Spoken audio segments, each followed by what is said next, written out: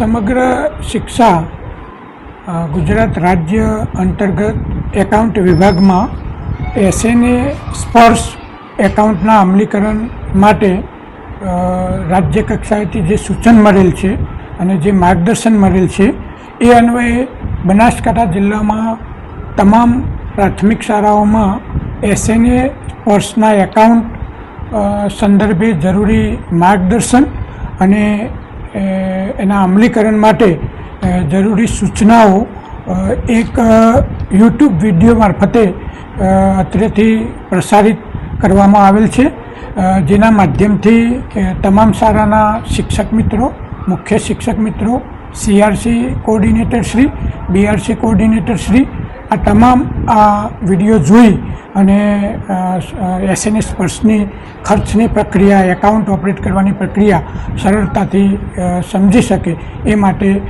Team Banaskantha સમગ્ર શિક્ષા account વિભાગ દ્વારા આ સુંદર પ્રયાસ કરવામાં આવેલ છે.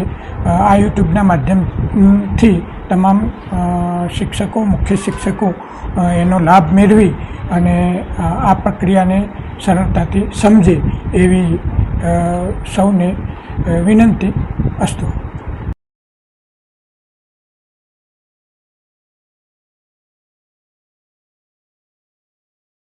બનાસકાંઠા અને વાવથરા જિલ્લાના તમામ સારસ્વત મિત્રોને નમસ્કાર. મિત્રો, સમગ્ર શિક્ષા કચેરી તરફથી એસએનએ સ્પર્શ તાલીમ અંગેનો એક સુંદર વિડીયો બનાવવાનો અમારી ટીમે પ્રયત્ન કર્યો છે. અમારી ટીમ દ્વારા એસએનએ સ્પર્શ ભાગ 1 બેનિફિશરી બનાવવા સુધીનો એક વિડીયો બનાવેલો છે.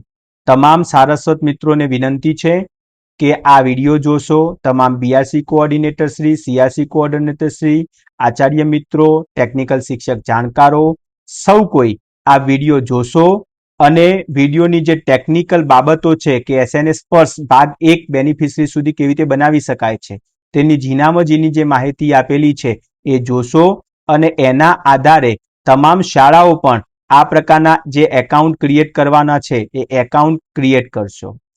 તમામ મિત્રોને નમ્ર વિનંતી છે કે આ વિડીયો વધુમાં વધુ શેર કરશો, જેથી શાળાઓને, બાળકોને વધુમાં વધુ લાભ મળે અને જે શિક્ષકો છે, ટેકનિકલ જાણકાર, એ સરળતાથી એસએનએ સ્પર્શનો ઉપયોગ કરી શકે. તમામ મિત્રોને આ વિડીયો જોવા મારી નમ્ર વિનંતી છે અને તમામ લોકો આ વિડીયો જુએ અને એ વિડીયોના આધારે એસએનએ સ્પર્શ કેવી રીતે રન કરવું એ શીખે એવી જ અભ્યર્થના.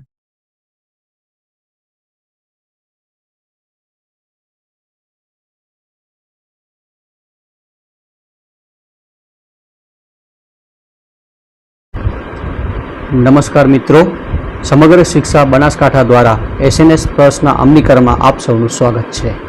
આપણે સૌ એસએનએ સ્પર્શના ભાગ 1માં લોગિન પ્રક્રિયા અને તેમજ વેન્ડર અને બેનિફિશરી બનાવવાની પ્રક્રિયા વિશે જણાવશું. પર ગયા પછી ત્યાં મેકર આઈડી દ્વારા લોગિન થવાનું રહેશે.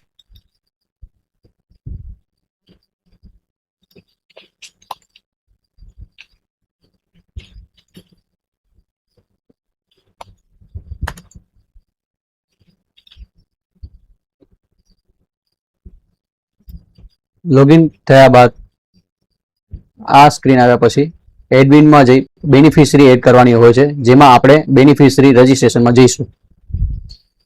આ સ્ક્રીન આવ્યા પછી દરેક જ્યાં લાલ ટીક માર્ક દેખાય છે એ ભરવા ફરજિયાત છે, જેમાં આપણે બે પ્રકારના વેન્ડર અને બેનિફિશરી બનાવવાના આવે છે. વેન્ડર એટલે આપણે કોઈ પાર્ટી પેમેન્ટ કરતા હોઈએ, જેમાં પાન કાર્ડની વિગતો અને એના આધાર કાર્ડ પણ ફરજિયાત ભરવાના હોય છે.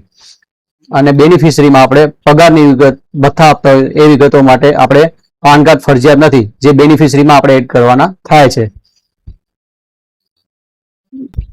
આમ બેનિફિશરીની તમામ વિગતો ભર્યા પછી ડીબીટી ટાઈપમાં જો યસ આપી છે તો આધાર કાર્ડ ફરજિયાત છે, પરંતુ આપણે બેનિફિશરીમાં ડીબીટી ટાઈપ નો રાખશું, જેથી સરળતાથી બેનિફિશરી બનાવી શકાય.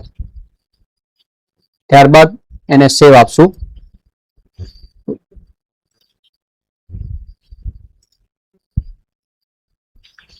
સેવ આપ્યા પછી આ બેનિફિશરીને આપણે work લિસ્ટમાંથી use sad beneficiary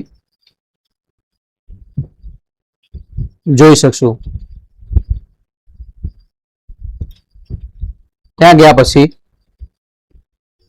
tick mark કરી એને ફોરવર્ડ કરશું.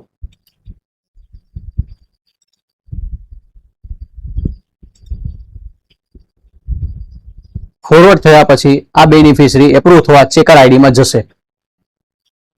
બેનિફિશરી ફોરવર્ડ કર્યા બાદ આપણે ચેકર આઈડીમાં લોગિન થઈશું.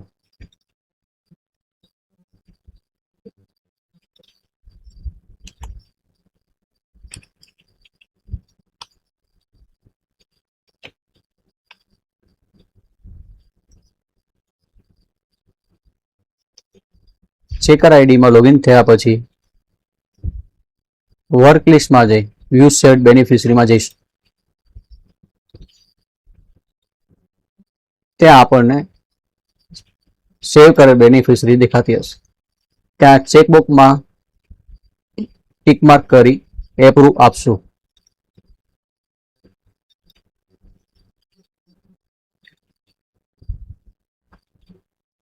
એપ્રુવ કર્યા બાદ આપણે જે ખર્ચની પ્રક્રિયા કરવાની થશે એ આપણે યુઝર પાસવર્ડ દરેકના મળ્યા પછી ભાગ 2 માં શીખવાડશું.